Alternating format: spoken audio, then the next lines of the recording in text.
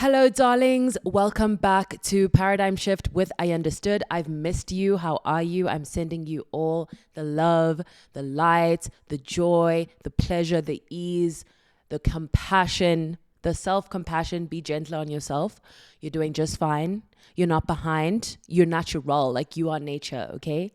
So everything in nature has its own cycle, and its own harvest and its own way of being and its own way of existing in the world. And I think part of our purpose is to find ours. However, we're obviously living in very unnatural conditions that then affect our ability to be in our fullest, most natural state. Today, I want to do part 2 of Insecure Creatives Gather. One thing I want to say, just to zoom out and ask, why am I doing this? Why this topic? You know what I mean? Because I can talk about anything.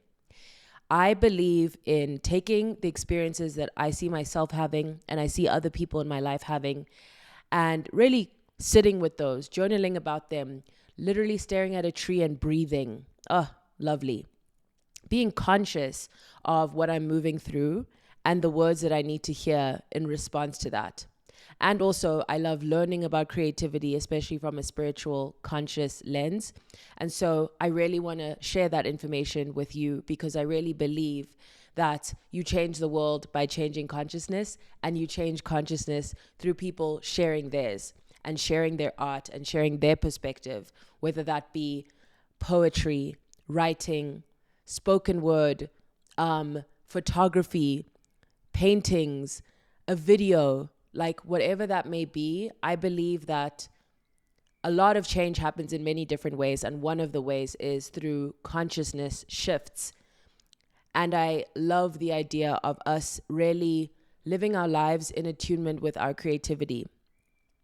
And so I'm not encouraging anyone to do anything that they don't already want to do, as I said, but I know so many people who follow me, for example, they want to share their creative work or they want to start a creative project, but they're terrified. And I go through this literally every single day. So I wanted to take my experience of creative fear and make it something that could be meaningful or useful to you. What are the mindsets that I use to just kind of keep going? Because everything I post, I'm in some way afraid of. Like, I feel so much shame and embarrassment to be doing what I'm doing in such a public way, because that's what you're taught. You're taught that to be quiet, you know what I mean? You're taught to silence your voice and to not take risks. And I think especially as a Black woman with opinions on the internet, it's a very precarious thing to be doing. There are risks involved that I think about, but it always seems worth it to me to say what I need to say. And that's why I love that Audre Lorde essay that I always talk about, that you know by now, which is the transformation of silence into language and action. So let's jump back into advice for insecure creatives, or let me not call it advice. Let me rather say words of wisdom for insecure creatives. So the next one, and this really, really helps me, so I hope it helps you, is focus on reaching just one person. This is a really important paradigm shift because we are taught to focus on the scale. How viral could this go? How many people will read this book? Or how many people could be moved by this blog post? Because of capitalism and white supremacy, this idea that more is better is very ingrained in our psyche, even as creatives, even as people who may be trying to create in ways that are anti-capitalist, however we may try to do that. Of course, we're still existing in that system. It's unavoidable. So I think sometimes we get really into how big could this be? And what I think we need to instead be in touch with is, what single person could this touch? And if you believe that this work could help one person, hit send. That is being in service to others.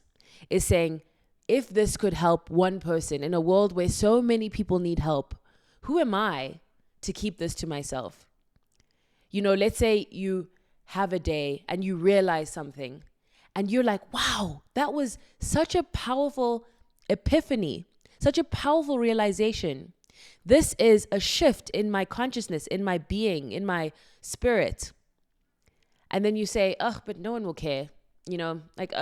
someone already probably knows this, but aren't you someone and you didn't know it, or you needed to know it in a different way than you did previously? Because I think knowing is much more dynamic. It's not binary. So there's a knowing you've unlocked that someone else is seeking. They may not even know they're seeking it. So when you focus on, okay, could I imagine one person who would benefit from this, or who would laugh, who would delight, who would cry, who would grieve, who would feel seen, whatever you are trying to bring emotionally into the world. I'm a very emotion-led creator or creative. I think then the work is to release it into the world and let the world decide what the reception is. And we're going to talk about that later. This is really creating from a place of service and of focusing not on your ego, your shame, your fear, which is really important to validate. But it sometimes gets us, not in the service mindset, which I don't mean, of course, love yourself, stay safe, all those things. But when you focus on the other, when you focus on the collective, things shift. What happens? First, you start to realize the other doesn't crave perfection.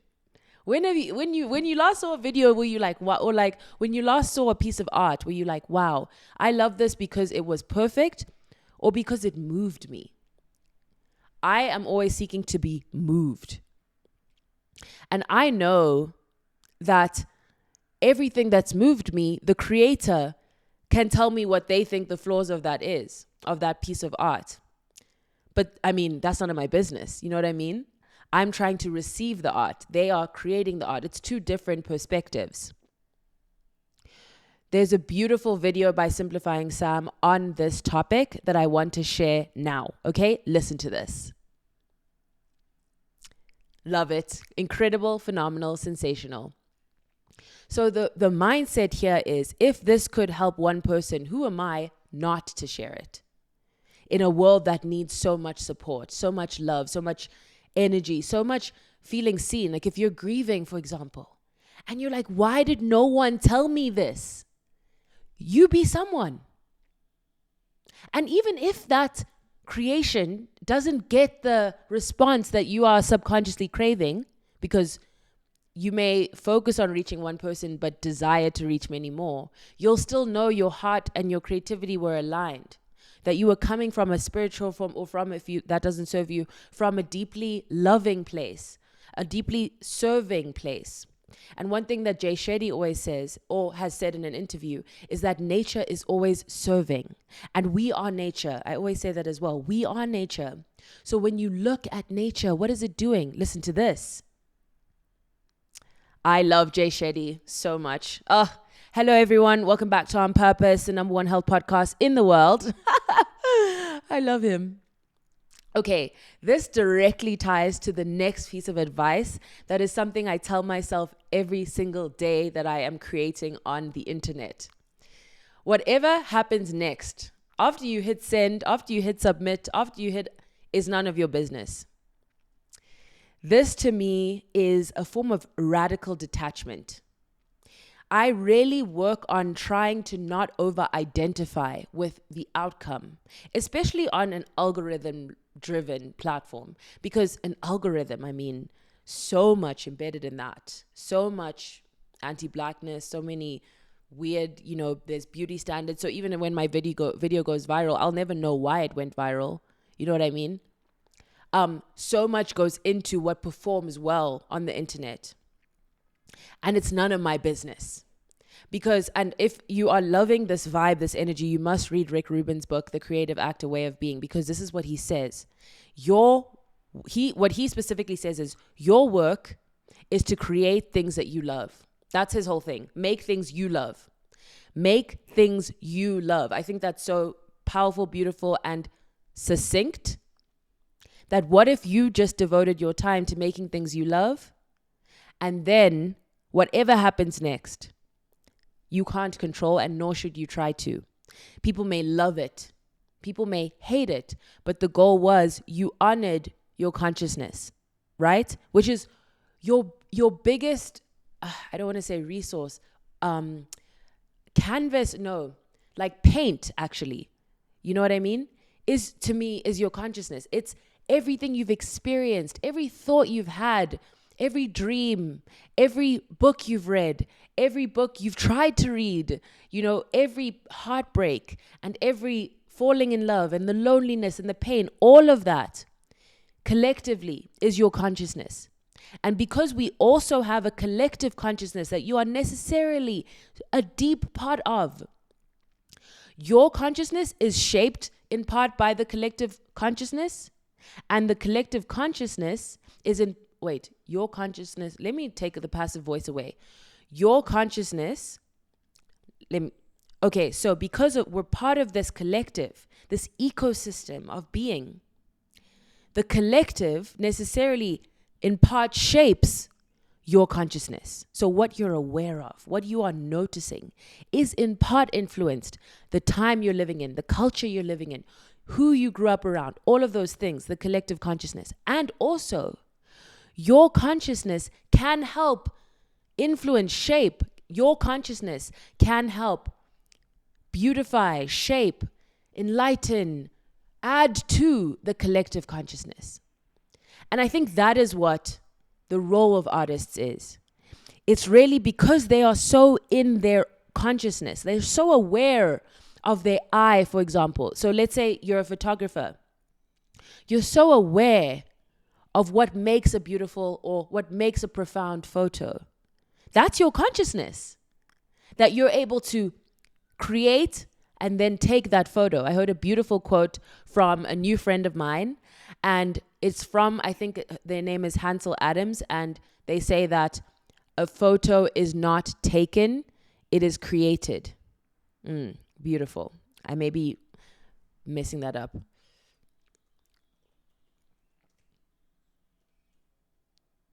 Ansel Adams.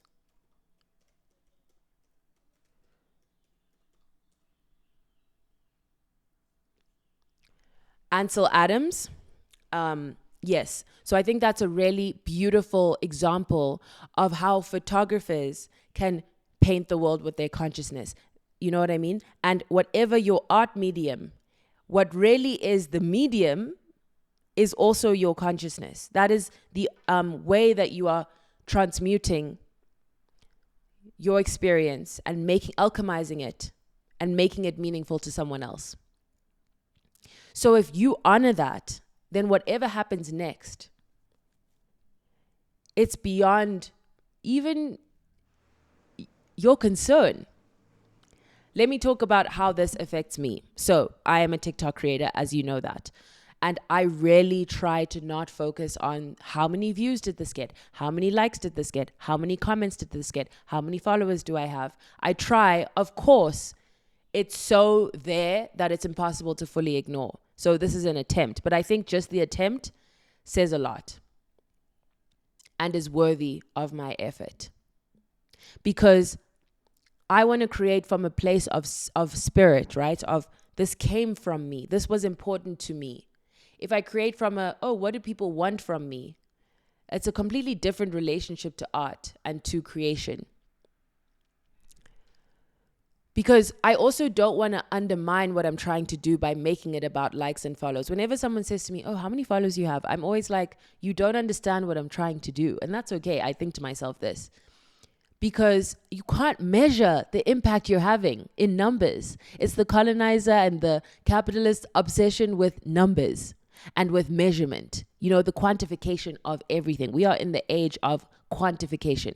People know how many hours they slept, what their heart rate is, how many books they read that year, how many pages each book was, how long they took to read each page. You know what I mean? They know how many steps they took. They know how long they worked towards their goals. They know their day streaks of how much they practice their goals. Numbers, numbers, numbers. Numbers can't tell the full story. If you have a video, I tell myself this, with 200 views, but it moved someone, it affected them, great. That's a whole person, a whole human being. And that can't be measured. When you are, I'm trying to bring about a spiritual, a consciousness effect. You know what I mean? I can't measure that. If someone sees my video and feels differently about how they look, I'm not going to see that in how many views the video got. So a video, something resonating, virality is not the same as movement, because someone can just talk about nothing like fashion, someone can talk about something very, unmoving and go viral for it. So virality is not a measure of, you have to decide what you're trying to bring into the world. I'm not trying to bring virality into the world. I'm trying to change, I'm trying to move people. I want to, if there's one thing about me, I want to move you. Whatever that direction is that day, let's be moved towards a more loving, liberating, and generous and whole world where we can all fully be ourselves and in community with others. That takes a consciousness shift. That takes people realizing, oh, it's not my fault I feel this way. And I'm not the only person trying to create the shift, which takes away a lot of the pressure. That I'm in community with so many other artists, voices, creators who are trying to bring about a similar change. And that's also why my work doesn't have to be perfect, because I'm not doing this alone, nor should I even try. Okay, so what happens next is none of your business. The next thing I've already alluded to, but it's words that I love saying that came to me when I was doing the Finding Your Voice episode, and it is paint the world with your consciousness. I love this so much. And please, these are listen, quote me. This is beautiful to me. I love this. This is the best thing I've thought of this year. And I mean, it's always influenced by the collective and by things that, but paint the world with your consciousness. Whatever you feel needs to be made more aware of, whatever you feel, why not share it? You know what I mean? In some way, in some shape, in some form. What if we painted society with the way that we feel and think and taste? That's painting the world with your consciousness in terms of food. There's all these senses for you to reach people on. There's what they see, there's what they taste, there's what they feel, there's what they know, there's what they come to know, there's what they experience. You can paint the world with your consciousness by creating an amazing event. I met this girl yesterday, and she's creating a women's circle where they meet every single Thursday from 7 to 9 p.m. and they discuss questions related to vulnerability or career or anything you're moving through, loneliness. And I just think that is her painting the world with her consciousness. She's saying, what if we could just X? And she's doing X. That's an innovator. That's someone who is bringing the world they want to see into being. And it doesn't have to be some grand thing. Hers is for 20 people. That's incredible. Again, it's not about scale. If that event helps one person, that's incredible. 20 people, phenomenal. I mean, that's a whole world. That's a whole ecosystem. So you don't have to paint the world with your consciousness by becoming, we always go to, our society is obsessed with the best. You know what I mean? With the top podcasts, the top books, best-selling, best on Goodreads. You don't have to do that, or you don't have to aim to do that. What if you just shared your consciousness as it is? And I mentioned this, but you have something I made a video on recently is that wisdom, when it's truthful, is contradictory. So you are both unique and you are not unique. You know what I mean? You both know so much and know nothing at all. And when you can sit in that tension, in that contradiction, in that yin and yang, I think then you are facing a deeper truth. Because when we choose the side that suits us, I don't think we're really accepting. It's like taking the yin without the yang. We're not fully embracing how dynamic, contrasting the world is and truth is. And you think about the earth, it's night and day at the same time. How do you sustain life on a spherical planet? You need contrast and contradiction. You know what I mean? You need the both and. You need it to be summer one place and winter another place. You need it to be very dry in some places and very, fertile and wet in others. You need contrast and complexity. And I believe wisdom is the same. That when we start to say one thing, life is short. Is it? Life is short and long. You know what I mean? Life is too short to do some things. Life is too long to not do others, right? It's the both and it's understanding. The art of wisdom to me is understanding when you veered too far to the one side, so you can tell yourself the other side so as to bring you into equilibrium.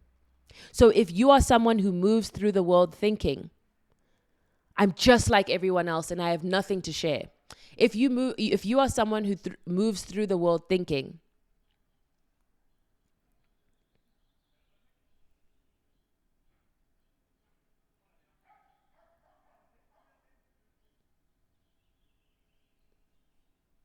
I know absolutely nothing. There's nothing I know. I'm not knowledgeable. Then it's helpful for you to tell yourself, I'm actually really knowledgeable. I know so much. What is the truth? The truth is there's so much beyond our knowledge that, we live in a universe, So there's way more we don't know than we could ever hope to know. I mean, the scale of those two things, it's incomparable almost. But telling yourself the opposite brings you to the middle. So if you've been telling yourself, I don't have time, tell yourself, I have all the time in the world. Tell yourself, okay, now I'm going to pretend I know that I'm going to die at 100. So now if I've always dreamed of learning Spanish, I've always dreamed of dancing, if I've always dreamed of going to a singing group, if I've always dreamed of starting a community, if I've always dreamed of being a content creator, of, starting a mutual aid project, I'm going to tell myself, because I believe that I don't have time, I'm going to convince myself I will die at 100. Because I've veered too close to an incomplete truth. So I'm going to veer to the other side. Okay? Okay. So your consciousness matters, my darling. I'm telling you now. And you've told yourself for too long it matters not at all. So I'm going to tell you it matters a lot. That you actually can change the world. Because what is the world? The world is a set of mini worlds. You know what I mean? It's not just we live in a world. There are so many worlds. It's like an ecosystem versus a superstructure, right? There are so many pockets of worlds, of norms, of people, of cultures, And that's how we used to live in small, small tribes. But even still today, we don't just live in a world. There are universal truths, yes, but there are also extremely local truths. And so you can change the world. And this idea is called the pluriverse versus the universe. And it comes, I think, from the Latin American decolonial school, where they said that through Western colonialism and colonization, they came to create the structure of the world. Like this is actually a more complex idea than I want to dive into right now. But basically, it's the idea of how can we come to understand that we live in, and we should aim to live in, a pluriverse. Because every people who live near a river and people who live on the mountain don't live in the same world. You know what I mean? Like the same micro world. Okay, so anyway, this is a very much longer topic, but that's where I learned it. So you can go look it up if you would like. Let's move to the next one, which is kind of something that has been, pulsating through what I've been saying with Paint the World with Your Consciousness and with a lot of these, other topics I mentioned in the last video, is 3 words. Me and my roommate used to ask ourselves this all the time. Why not you? Why not you? Okay? And I would add, why not you? Why not me? Why not us? Why not? Tell me why not. And I know you're going to come up with reasons. But actually, everyone you admire is just, very similar to you. I mean, often that's not the case because they had so many more resources. But what I mean by why not you is, why not you to write the poem that you want to write? You know what I mean? Sometimes I'll get an idea for something and I'll be like, oof, that's too big for me. I can't handle that. For example, recently I've been really thinking about creating a TV show that is a commentary on the dystopia of beauty. I think we live in this white male imagination in terms of who has the access and resources to create, these mass dystopian shows. And so they have to invent dystopia because the world was made for them. So they create these other worlds. Bruh, like, look around. We're living in a dystopian society. And I think that the reason why I'm interested in doing beauty is because I feel like it hasn't fully been told well in a sort of compelling, dystopic way. I don't think I've seen a show like that specifically talks about beauty standards, beauty pain, eating disorders, skin lightening, body dysmorphia, anti-blackness, colorism, like the pain of these things that people are carrying. And in a world where we actually have access to abundant love and joy, well, not in our world, but in a world where we could, because we live on, the only planet that can sustain life, just that small fact that we are, never really invited to sit with and be like, wow, shouldn't we do something with that and live in joy and community and love? Anyways, so I think that would be such a beautiful story, to tell, and really rooted in the truth, not in some fantasy, but I keep thinking to myself, who am I to write a fucking TV show? I don't know how to do that. But then it's also like, okay, why not you? You know what I mean? And as I speak this into existence, just know that I have so many ideas. So my thing is more, on the creative journey, I think we each have, I might have said this in the last episode, we each have the part of the journey we tend to struggle with most. And often there are deeper sides of our being, our shadow or our persona that side relates to. So I'm very, very, I'm going to say good at ideas. I can come up with so many ideas. If you called me and you said, I have this idea for this community or business project, I'll be like, come on, let's go. Like, I have so much. I love inspiration. I read like very broadly versus specifically. And so I feel like I just love the feeling of brainstorming and of of coming up with ideas for things. So like I have so many ideas for TikToks, for essays, for, things that I would like to start, for games, for projects that I want to be able to do. And actually my goal with Paradigm Shifts is I'm really trying to focus on building the foundation, which is, having the podcast and having my Substack subscribed to, so I can like have a base. And from there, I want to build a forest. Like I really want to, support stories that need to be told. I really want to help with this idea of other ways to learn about colonialism and white supremacy. I mean, people are so hungry for this information. I think TikTok's a beautiful platform, but could there be other ways to disseminate information? I'm really like so passionate about mutual aid, and I would love to give more energy to that space and support organizers. And, there's just so much that I want to do, but I just tell myself like, you can't do everything at the same time. And so there is a level of, focus and if you think of the process of farming, like first you lay the seeds, you know what I mean? Then you water and tend to the soil.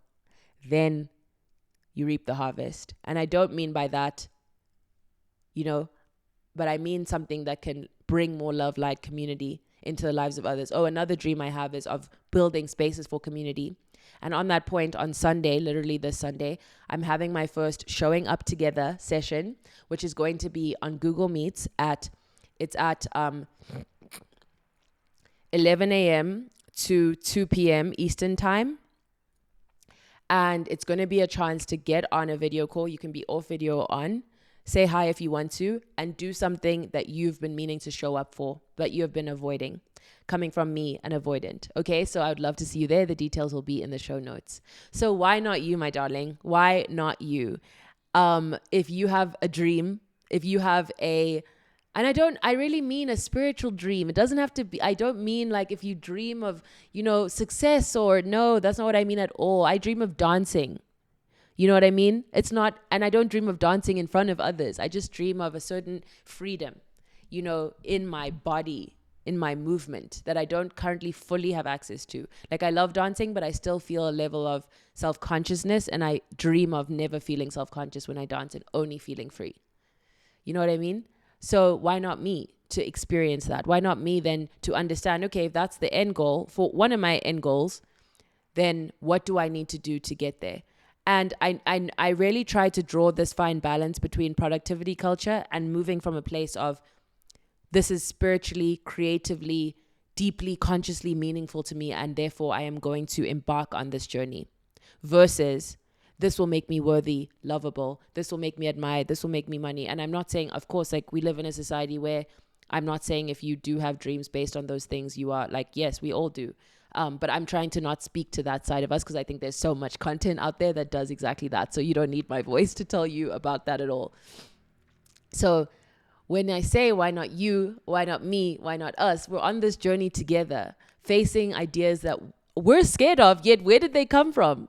Our bodies are us. Like sometimes you wake up and you just think to yourself, ooh, wouldn't it be nice if, or you see a vision of something. You know what I mean? Why not you? What if the universe is trying to speak through you? And I view this from a very spiritual lens of like, I am in constant communication with the universe, with source, with God, if that's what you believe in. For me, it's with the universe. And so why not me? And for me, what brings us sharply into focus, something that's really at the center of how I live my life, is my own mortality. The idea that I will die. And I face that literally almost daily. It's like one of the things that I'm grateful for, because I don't want to die. And I know that's not true for everyone. And I'm sending you lots of love. And I know that there's going to be community and love for you. It's coming your way. I'm manifesting it for you. So why not me is because no one can die in my place. I'm going to be the one to die. And so therefore, if I have all these ideas and they're just going to die with me, what's the point? You know what I mean? What's the point? That's my take. I don't believe you have to share everything, as I keep saying, but obviously you can see I'm sharing everything. Like I'm sharing a lot of my like ideas. So obviously I have a bias towards sharing your ideas. That's because I just like, why would all of this, if I have something that could help someone, why would it die with me? What's the point? If I have words that really move me, that could move someone, why would I die with them? If I have a newsletter or an art or an essay that could move someone, why should it die with me? Why not you? Why not me and why not us? And I like why not us because you shouldn't have to do this alone. That's why I'm creating this Showing Up Together session, because it's really daunting. It's really daunting to do this by yourself. To have an idea and then to bring it into life is for some reason fraught with terror and danger. And it's like that transformation of silence into language and action. Of course, I'm afraid, because the transformation of silence into language and action always seems fraught with danger. Thank you, Audrey Lord, for your words, for your consciousness, for painting the world with your consciousness such that we could be moved by your words and by your consciousness, by your perspective. You know what I mean? Each word hard earned by your living, by your breathing, by your seeing, by your being aware. And that is why it's so important to take your awareness seriously. That's what Rick Rubin also says. I'm going to end with this, actually. And that is, at the end of the day, that's the last piece of advice, and it's this. At the end of the day, my darling, it's just a poem. It's just a video. It's just a podcast episode. It's just a song. It's just a book. You know what I mean? There's millions. Like, it's like both extremely important and not important at all. Again, from Rick Rubin's book, I think. And while I was reading his book, it was so interesting because I was like, I've thought this, you know, because it's the collective consciousness. And obviously some things I'd never thought of. But as creatives who are like spiritual, I feel like we lean on similar ideas, you know, to get us there. But I learned a lot as well. There was a lot of new stuff. I think my favorite chapter is the one on rules and how you can think about breaking the rules. It's really good. You should read the book. So it's not that big of a deal. I remember when I was working on my podcast, that was terrifying. When I started my podcast, it was really fraught with a lot of emotional angst. And it still is in many ways, but in the beginning especially. And you know, you work on this episode and you're working and working, and then you hit send and you think like, oh, the world's gonna, nothing changes. It's the same world. So you might as well do it, babe, because it's like not that big of a deal. And also, like, I don't mean to diminish the pain of it, but what I mean is that at the end of the day, at the end, when the day's over, you know, it's just a video. There's millions. Even if I embarrass myself in this video, I tell myself it's just one video someone's going to scroll past. They're not even, you know, it's not a big deal. There's millions of videos being produced daily. And especially in today's world where we're in such a age of, you know, mass content, like being created by people who are incredible. I mean, many of whom are incredible. It's just a video. It's just an essay. How many essays have you seen on the internet? Like so many. So you might as well honor your consciousness by writing it and by sharing it, and then just being like, what happens next is none of my business, but I did it. And I love myself even if I don't do it. That's also really important. Stay compassionate with yourself throughout this. So I hope this has helped you. Just know that this comes from my consciousness, as in this is what I move through. I'm moving through this right now. The two things that I'm struggling with, one is I made this video on beauty as alienation from the self, and I'm really struggling to write the essay on it. It's just like it's taking its time, or I don't know. It's been really actually painful. Like I haven't enjoyed writing it yet. I feel like I must. So that's one thing I'm struggling with. I'm like, as I write it, I'm like, ugh, I'm so ashamed of myself. So I need these words of like, why not me? Of like, what happens next out of my business? Of like, if this could just help one person, you know what I mean? Of like, this feeling of anxiety and concern and stress does connect me to other creatives, even though we shouldn't glorify those things. They are part of most people's creative process, unfortunately. Like, that's the hard truth that I'm facing, is that I would tell my therapist, like, oh, I'm feeling so anxious. And she's like, what if that's part of your process? Like, as in order for you, in your process of creating, this is an inevitable experience that you have. You know what I mean? It's not all joyful. And I wish it really was. And I want to bring more joy and more pleasure and more ease. But unfortunately, sometimes there is a lot of fear, because the fear comes from doing something that's deeply meaningful to you. And what a joy, what a blessing.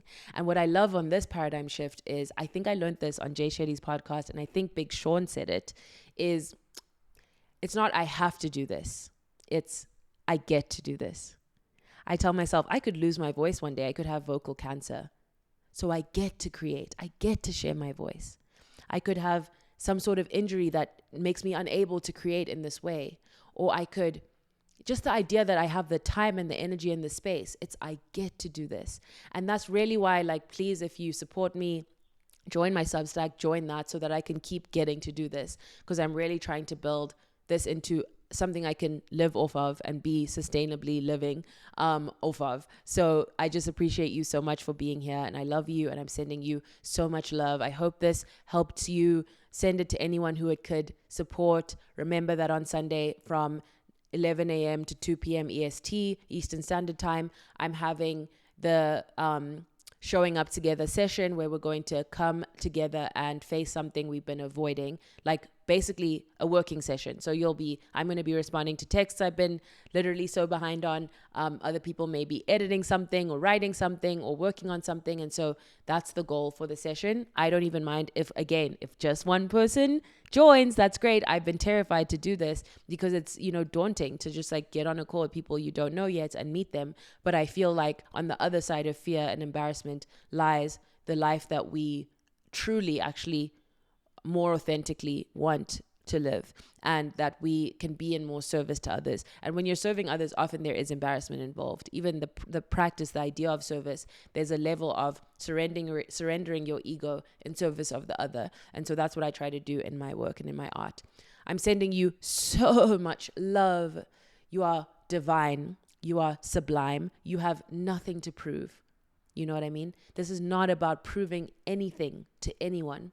This is about painting the world with your consciousness, honoring your living life force, honoring the fact that you are of nature, you are of the universe, and you have a specific perspective and a specific experience that the world cannot wait to hear. Okay? I love you so much. Sending you love. Goodbye.